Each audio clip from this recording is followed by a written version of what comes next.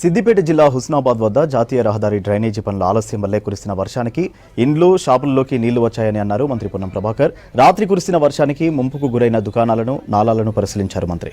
Drainage పనులు వెంటనే పూర్తి చేయాలని జాతీయ రహదారి మున్సిపల్ అధికారులను ఆదేశించారు.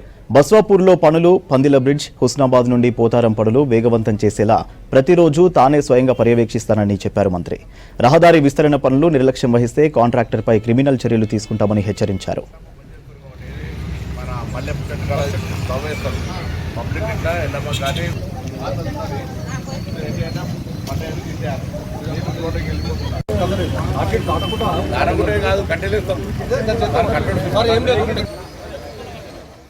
పట్టణంలో పనులను వేగవంతం చేయాలి.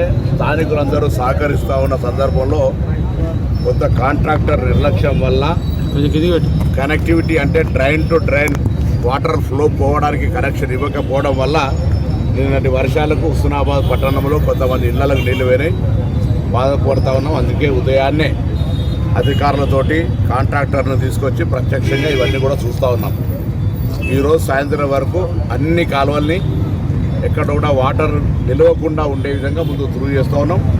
ఎక్కడెక్కడ పర్మనెంట్ స్ట్రక్చర్ చేయాల్సి ఉందో అవన్నీ కూడా చేస్తూ చిన్నగా భూములకు సంబంధించిన వాళ్ళతో కూడా కోఆర్డినేషన్ చేసుకొని టౌన్లో ఎవరి ఇంట్లకు దుకాణాలకు నిలవకుండా ఉండే విధంగా చర్యలు తీసుకునే ప్రయత్నం చేస్తూ ఉన్నాం.